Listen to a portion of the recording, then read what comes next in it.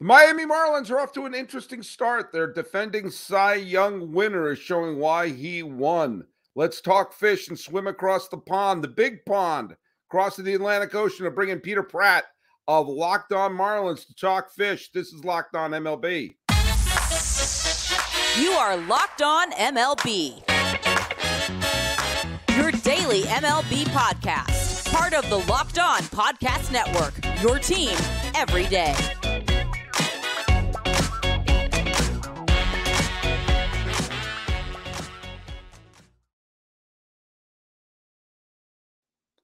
Hello, baseball fans, and welcome to Locked On MLB, part of the Locked On Podcast Network, where it's your team every day.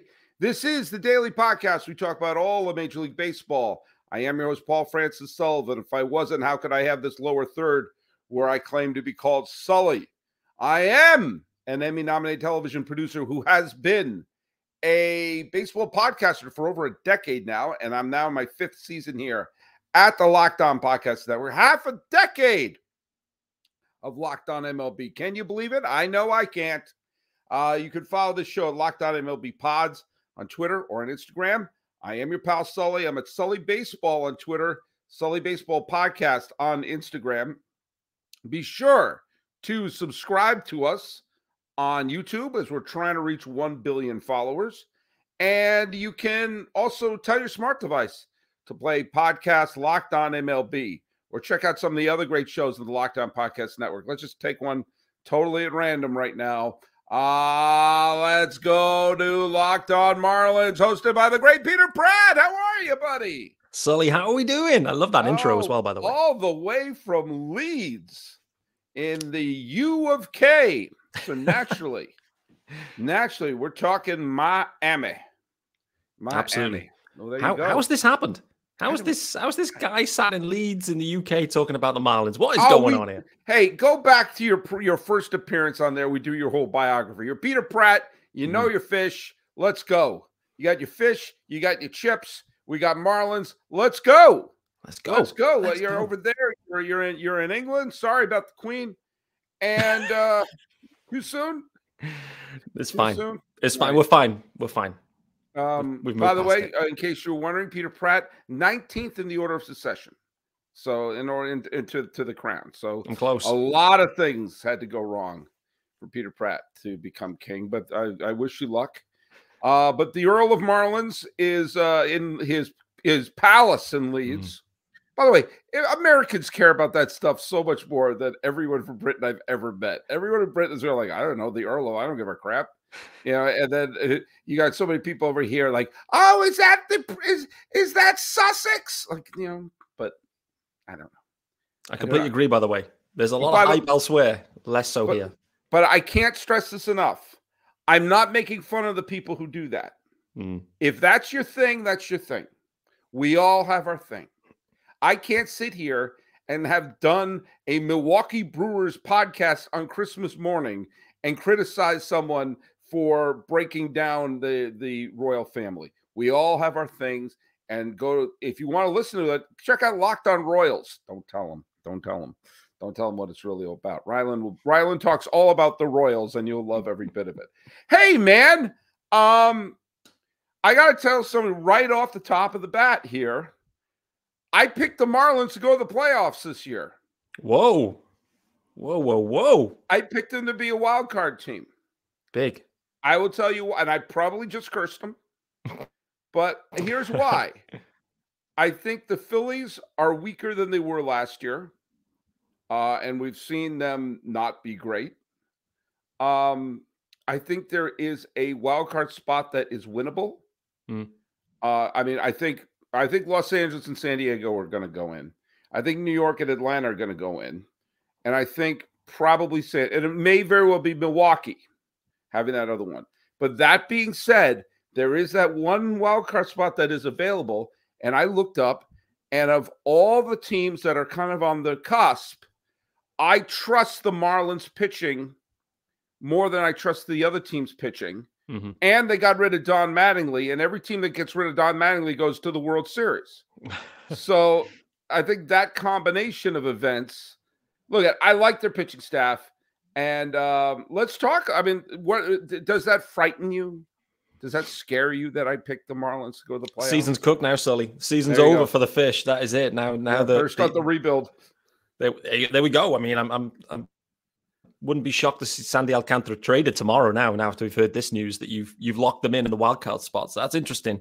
I agree with you, by the way. I thought the same heading in the year. There's a sneaky chance for this fish team to get into the wild card 3.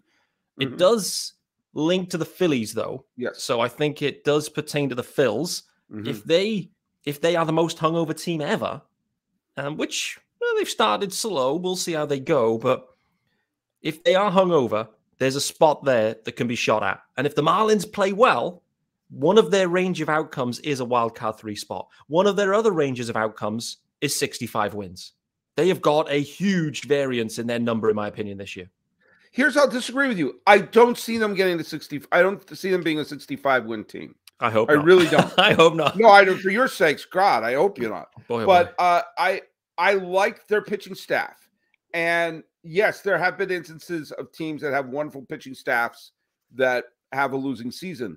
But I think if more often than not, you're putting a good pitcher on the mound, then that means more often than not, you'll have a chance to win.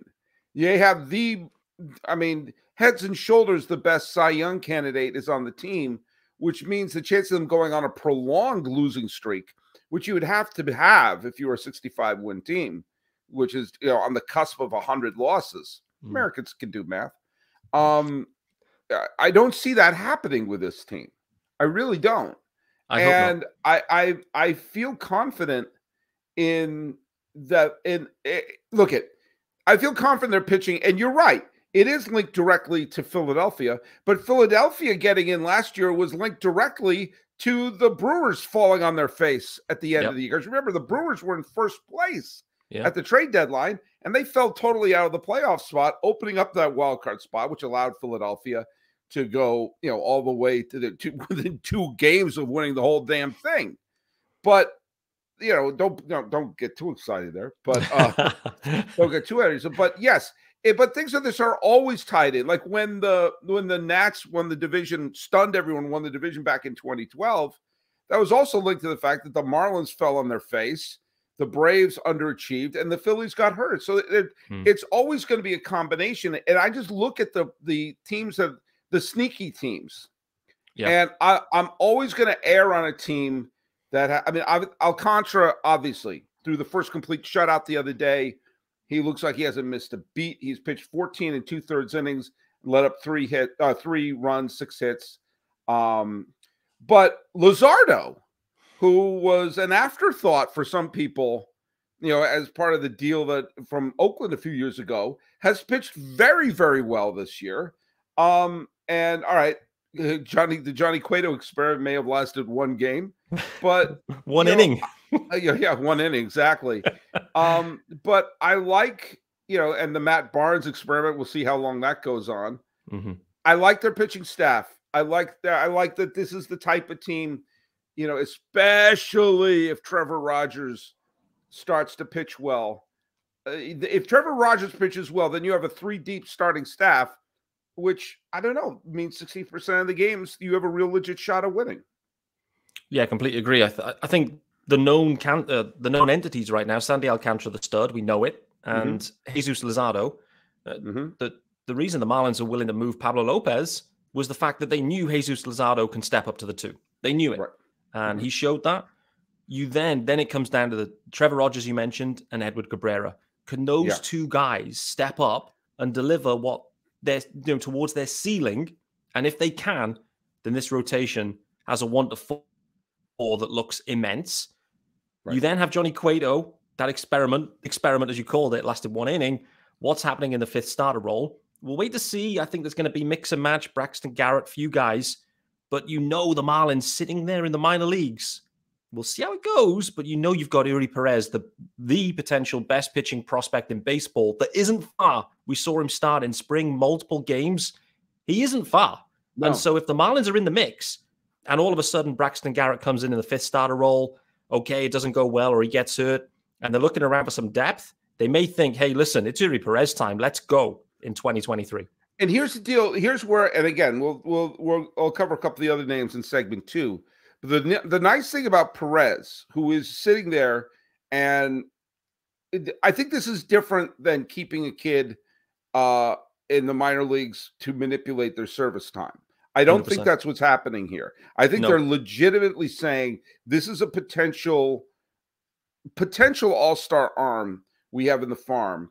Let's make sure he's ready.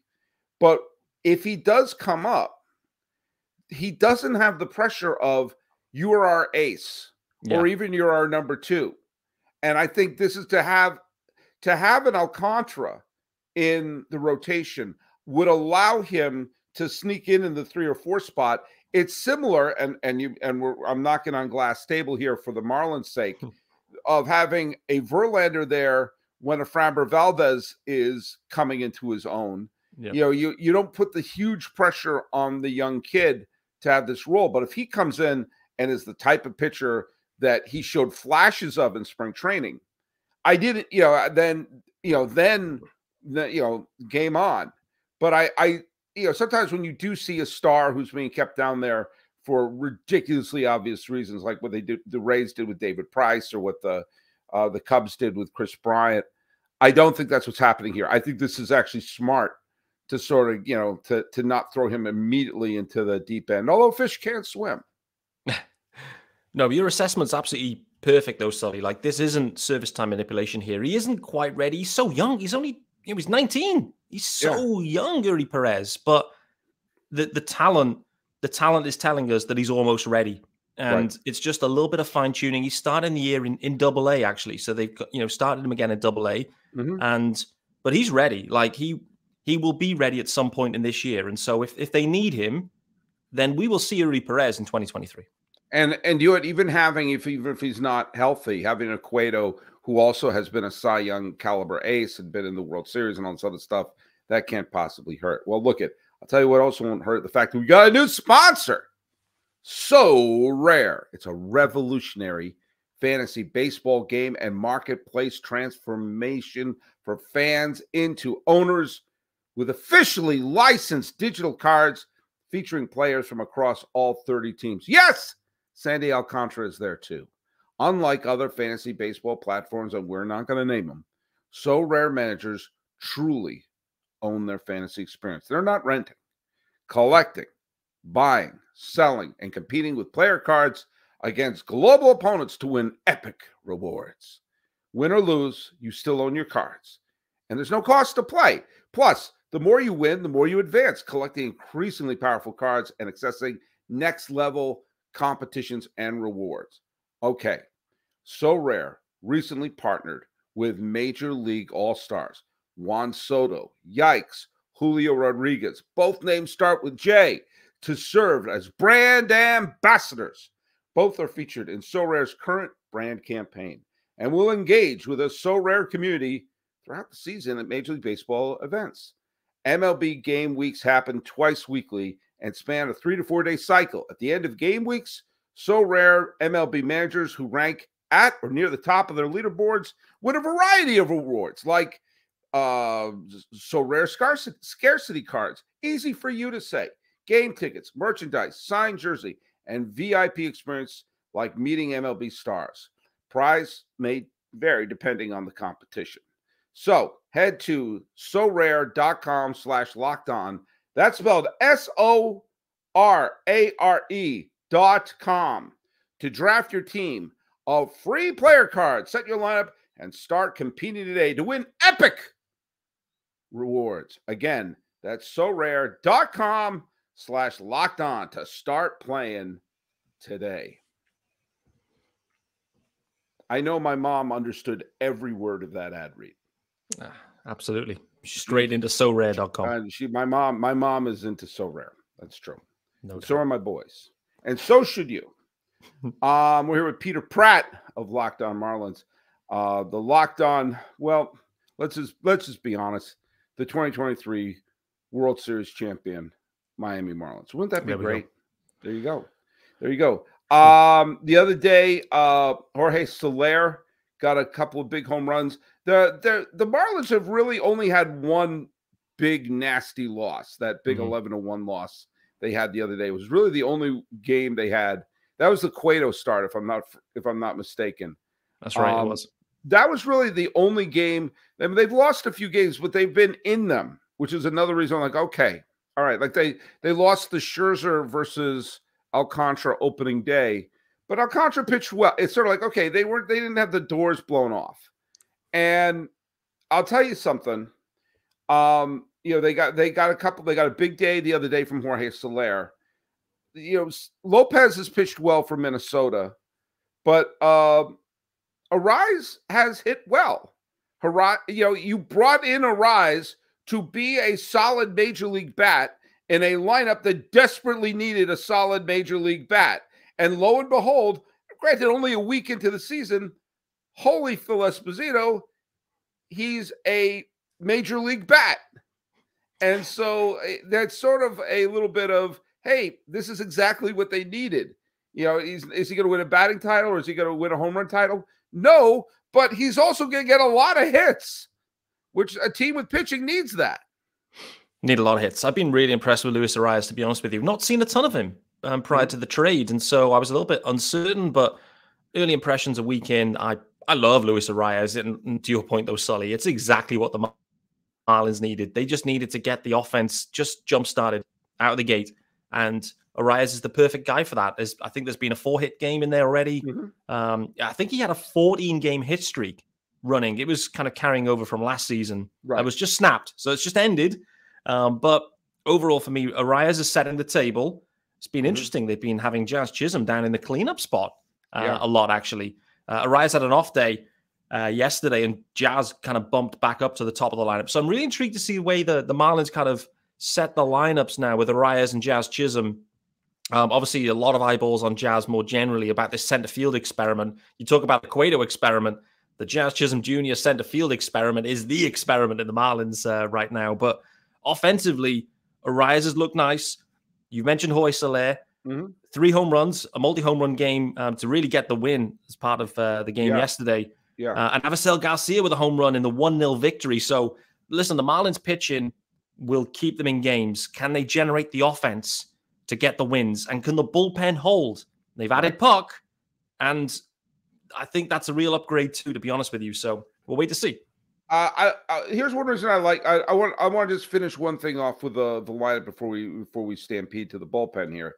I mean, Chisholm and Garcia have not been off to, or Segura for that matter. None of them have been off to exactly world-shattering starts. But again, 7 games, so like a couple of offers all of a sudden, it's like, oh, should we DFA him? Yeah. If Arraez continues to be the professional hitter that he is, we know Jazz is a capable major leaguer. Okay, he's a bat. He's a good bat. If they could get him, they could get Garcia just being a good hitter, having Soler be a good power hitter. You're not even asking any of them to be all-star caliber players. Just make sure you're not a sure out. I've seen several. I'm going back to some of the Giants teams before they got over the hump to win those World Series. There was a couple of years where they had their pitching they would have winning seasons, and their pitching was good enough to win most of the games. Like poor Matt Cain would lose a ton of 2-1 games. But when they had just enough bats to score, it allowed for them to develop this terrific pitching staff. And that's what I'm looking at, that Jazz and Avisail and Soler and Arraez, if those 4 guys just be decent hitters, then that'll be enough to score some runs. Yeah, absolutely. You shouldn't forget as well, in that cluster of guys, I would also include Garrett Cooper in there. So those 5, if they can find the way to muster enough offense, then the Marlins have a chance. They do. Yeah. It's just, the regression we saw from, Soler got injured and was hurt. Jazz was hurt. But, Avisail stepped back so severely last year. The Marlins have got 25% of their payroll invested into Soler and Avisail Garcia combined. Those 2 just need to find a way, stay healthy, and just deliver career averages. Career averages will be fine, and the rest around them will do what they need to do, and the Marlins can win some games. And here's where we're going to put a lot of pressure on Kim Ng, because there are some teams out there that are really going to be bad this year. Mm-hmm. And there's going to be some teams out there who are going to have a fire sale or two by the time we get past the All-Star break. If the Marlins are hanging around, and we've seen the last bunch of years, all you have to do is be hanging around by the All-Star break. And, the Braves had a losing record at the trade deadline. The Phillies were and also ran at the All-Star break. Washington had a losing record going into June. Just hang around. And if you have a team, and you see this happen every year where there'll be a trade which doesn't appear to be a blockbuster, and we'll get into the final segment why I like the Puck acquisition. If you get someone to say, hey, I'm suddenly playing for something. Suddenly this is real. And all right, you're not asking for someone to give you 162 games. You're asking to give you 60 games. 60 games at a high level where there's a reason to go to the ballpark. If you just make sure you're hanging around the 500 mark, by the time they start throwing bodies over the edge of the boat, because it no longer is as profitable for a team or as smart to let a player walk. You might as well get something for them. Yeah, for sure. If they could get a bat or two, kind of like we saw, like the greatest examples what Atlanta did a couple of years ago with Soler and with Rosario and with Jock Peters. They rebuilt their outfield with 3 moves that I don't think got a blip when they happened. But you got those 3 Adam players. Duvall was part of that. Adam Duvall was in the mix too from the Marlins. Exactly, got a backup catcher. Insane. I forgot Duvall was one in there too. They were the spark that they gave. That's kind of where Kim Ng is going. All right, you're not going to acquire Judge or anyone like that, but what if you get someone who's clearly good, who's in the wrong place, who realizes, hey, if I play well now, we have a shot to have some meaningful baseball, and it has a ripple effect. It has a ripple effect on the other bats. It takes pressure off the starting pitchers, take pressure off of the bullpen. That's the key. Hang around and, go bargain hunting. No doubt. And the thing we should call out as well is contract year for Kim Ng as well. So, she pressures on. The wins and losses for the Marlins in Kim's tenure, it's not been good. And so this year, if the Marlins are in the mix, I expect Kim to really push the ticket and look to try and hit some upgrade buttons as they can. I think we're all calling it out. Like, they're still missing a center fielder. We've got, Jazz Chisholm in center field. So they'll be hunting for center field all year. This Tyler O'Neill situation at St. Louis, I think, is very interesting for the Marlins. Me too. I think the Marlins and Cardinals, they just fit neatly with trades. The Cardinals are probably a little bit scorned dealing with the Marlins, considering that's where we got Sandy Alcantara from as part of the Ozuna deal. So perhaps there's a bit of history there, but the Marlins are going to be hunting center fielders, but they're also going to be hunting a big bat all year long. And so it doesn't have to be to the deadline, but I guess maybe the prices will be a little bit cheaper there at that point, because this Marlins farm isn't quite what it was a few years ago. And so some of the shiny toys, I would say, some of the shiny toys have regressed. The question is can those toys rebound? And what I'm talking about here is, what does Khalil Watson look like, for example? But when I brought up the Soler and Rosario deals, they didn't give up blue chippers to get them. No, they didn't. The Atlanta gave up basically, spare parts to get them. I'm sure someone's going to say, actually, but verbatim, that's what they're going to say. But I think that, look at, a lot of it is Kim Ng has to make a bet on this year.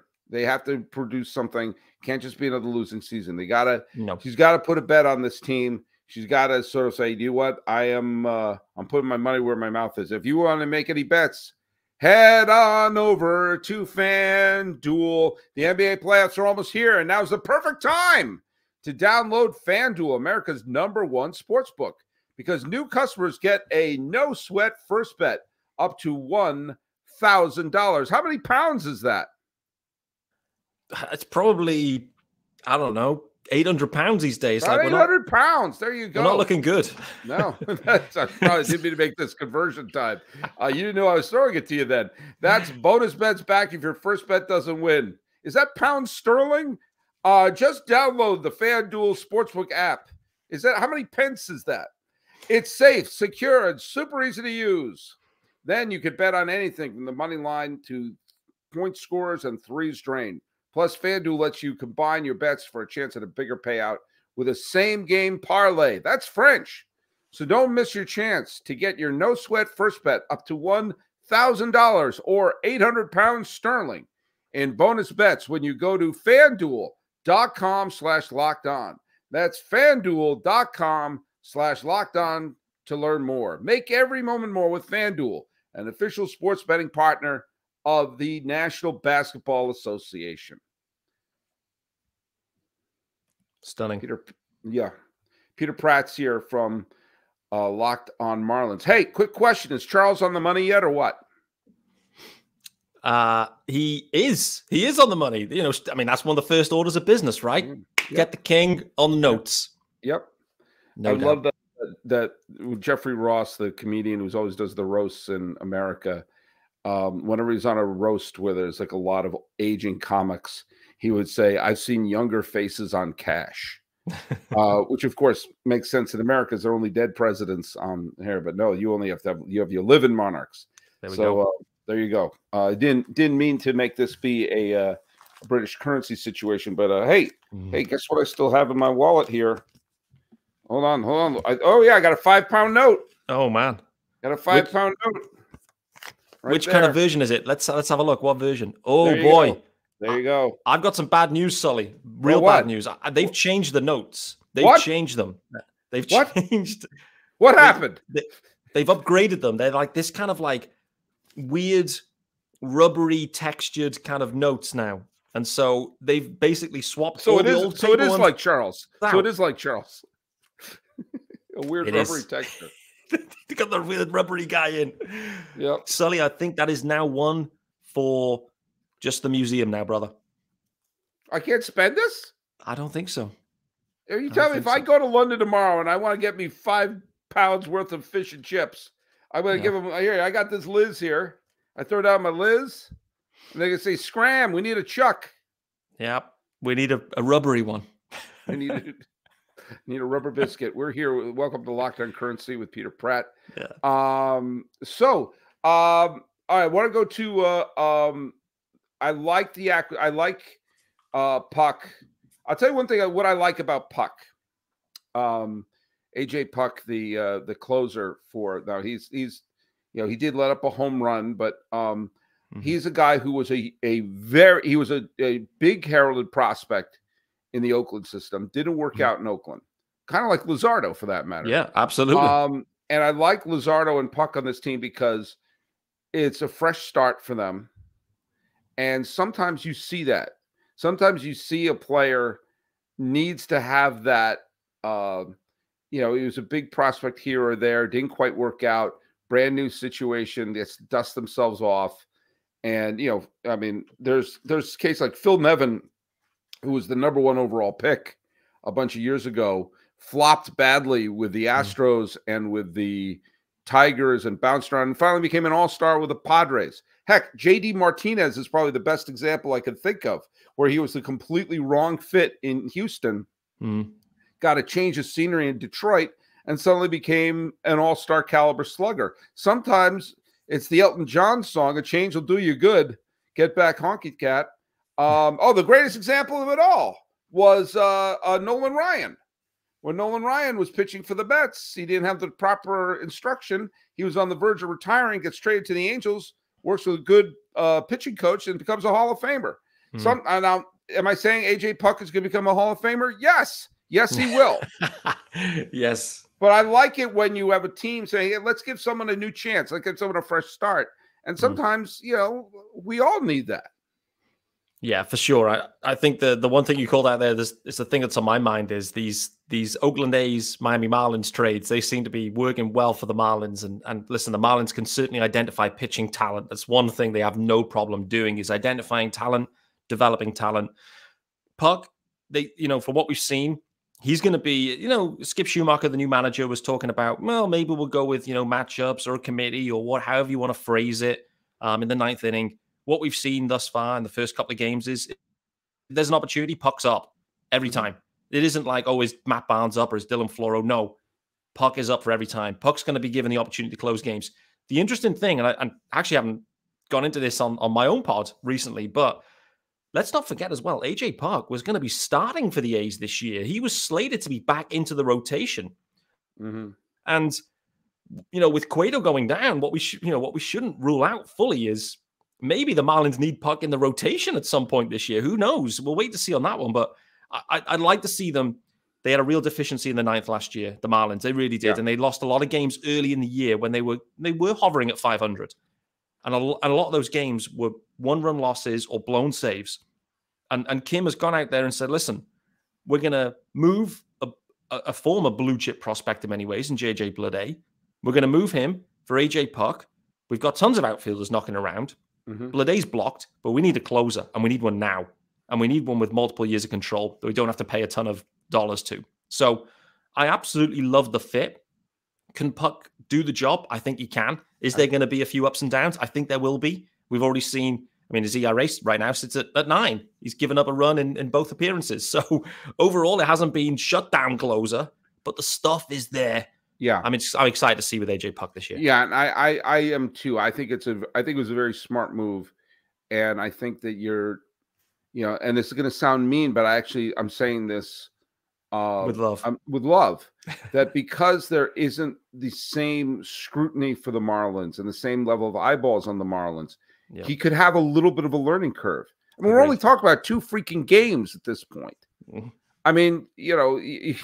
They're every person needs a little bit of growing pains, and he has been someone who has been on is in the Bay Area for a long time. He's been on A's fans' radar for a while as a very talented pitcher, and so I love the idea of saying, hey, look, this is your role. Yeah, you could become a very wealthy man doing this for a while, so just do it here.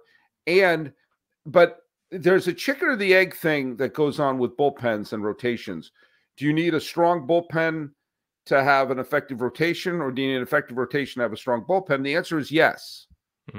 That the teams that I think have had the best synergy, the 2 best synergies I've ever seen for pitching and bullpen have been the Joe Torre Yankees and the Bruce Bochy Giants, where you had starting pitchers who could go relatively deep in the games, but you also had bullpen arms that you could totally rely on, which means you didn't have to blow out your starters' arms having to throw complete games every day, but it also means you're not wearing down the freaking bullpen because they're coming in the 5th inning every day. I love it. Everyone's like, why is our bullpen so worn out? I don't know. You're taking the pitchers out in the 2nd, And I think having Alcantara, I think Luzardo is going to show that he has a little bit of depth to him. Yeah, that feeds the bullpen. It means you won't have as pooped a bullpen, and you'll have an effective rotation. Absolutely. We've seen it with Sandy, right? Sandy's out there trying to go 9 every time. That's his mentality, and he pitches in that way. He's not looking for the Ks, the big K numbers. He doesn't care about that. Sandy cares more about the number of innings that he goes. He's an innings guy first, not Ks. So, and Sandy really saved the pen the other day, because the first time through the rotation, it was a bit sticky. The Cueto start, he comes out injured, bullpen's decimated, right? Because you can effectively end up with a bullpen game. And then Sandy comes in and says, hey, listen, I need 100 pitches. I need less than 2 hours, and we're going to get this win. And it's huge for the Marlins. Definitely is. And right there is why I don't think 65 wins is in the cards, or as a 65. I think they're going to win 65, but then I think they're going to win a few more after that, because you have a pitcher like Alcantara who won't allow for a long-term slump, and also won't allow for your bullpen to be gassed. Yeah. I mean, even if he throws 7 or 8 innings, that, okay, you don't have to blow the whole damn bullpen up. And you saw that with the 2 teams that I just mentioned, the Torii Yankees and the Bochy Giants. Yeah, both of those teams had really deep bullpens with all-stars, whether it was, Rivera or it's, Wetland or, Stanton or Nelson with the Yankees, or, Affeldt or Brian Wilson for a while, or Romo or Santiago Casilla for San Francisco. You weren't using those guys 7 days a week because you knew Kane could go pretty deep. Bumgarner could go pretty deep. Lincecum in his prime could go deep. The same way Wells could go 6-7 innings, or Cone or Clemens or Pettit or El Duque. So I think that if you're seeing Alcantara and Luzardo could give them 2 times through the rotation where you're only asking for 6 outs from your bullpen, as opposed to, oh God, here we go. I mean, you just said it perfectly. Cueto blows up. He only pitches 1 damn inning. And then Alcantara said, bullpen, take the day off. I got it in a 1-0 game. I know. That's Sandy though, right? Yeah. And you're right. That's why he is so critical to everything. Everything goes off Sandy because, like you said, the pen knows they're going to have a rest day. And and what they do know is what we've seen with Trevor Rogers, Edward Cabrera, they don't have the length in them. No. That those 2 do. So they do know that 2 out of the 5 games, it's likely there's going to be 4 innings worth of work a game, probably. Right. 5 innings for the 2 starters, perhaps. We'll wait to see what they do with the fifth starter as well. So, the pen is going to be tested, but it's critical for Sandy and Jesus Luzardo to do what they do, go deep into games, let the pen have the rest, and equally the offense step up too. And then that's when Perez, when he comes up, if he can pitch the way that he can, then that's when you could possibly really see the ebbs and the flows do well. Well, look, Peter, that's Peter Pratt. That is why I am picking the Marlins to go to the playoffs. Let's go. I didn't expect that, Sully. I must say, when you invited me on, I did not expect you to kick that off, the show off in that way. So I'm a man of many surprises. I'm a man of many surprises, by the way. Do you just say that to everyone? Do you say that to every guest? No. Oh, okay. Let the record show. Angel fans and Ranger fans hate me. Hate me with a capital hate, because I don't think they're going to have a great year this year. And I would like the Rangers to do well. Bruce Bochy is my dad's favorite manager. And I'm in Southern California. You don't think I want to see Mike Trout and Shohei Ohtani in the World Series? Come on. I don't buy what they did. And I've had people he said, I question your integrity. What? Whoa. They've been watching baseball for the past 5-6 years or whatever. However long, I don't know. We know what the Angels do. The Angels are the Angels. I'm only picked one of the teams with two of the teams with the longest postseason drought. I picked them to not make the postseason. And the other one, the main thing I said was I didn't think that they were going to get a full season from DeGrom without injury. Yeah. Oh, you hate DeGrom. Shocker, right? I love DeGrom. I want him to throw 30 starts. I don't think it's going to happen. This is it. But, so the answer is no. I don't say this to every team. The long answer is that no. Just read the comments. Yeah. Read the comments. Well, Marlin fans will either love me for saying their team's praises or hate me for cursing the team, as it were. Hey, Peter Pratt, tell people where they can listen to your terrific show. For sure. It's Locked On Network as well. Locked On Marlins, guys. I hit it up there. And if you want to follow me, head over to Twitter. I'm too old for Instagram and for TikToks and all of that. Twitter's my only spot, really. At Miami Marlins _UK, guys. Head on over to there and follow along. Hit subscribe to the pod if you like your Marlins vibes, of course. Rotation's going to be sexy. Offense is going to be better. There's going to be more wins. Come and join us. There you go. And by the way, thanks so much for making Locked On MLB your first listen. For your second listen, obviously make it Locked On Marlins. Why not? But then your third listen, check out Locked On Fantasy Baseball. Win your league by listening to Matt and Dom every day as they bring you the best fantasy draft strategy. Find Locked On Fantasy Baseball wherever you get your podcasts and on the YouTubes. Part of the Locked On Podcast Network, where it's your team every day. You can find us on Twitter and on Instagram. I'm a young 50. Yeah, young buck. I'm a young 50-year-old man. We're at Locked On MLB Pods on both of those. I'm your pal Sully. I'm at Sully Baseball on Twitter, Sully Baseball Podcast on Instagram. And if you found me on TikTok, that's a pirated account. I'm not on TikTok. You can look for me on MySpace, Friendster, in an AOL chat room, or send me a postcard. Well, using this magnificent technology to talk about Miami baseball with a fella in Leeds. He's Peter Pratt. There you are. He's Peter Pratt of Locked On Marlins. I'm Paul Francis Sullivan, host of Locked On MLB. Please, I'm begging you, call me Sully. So really, this isn't worth anything? Seriously. It's gone.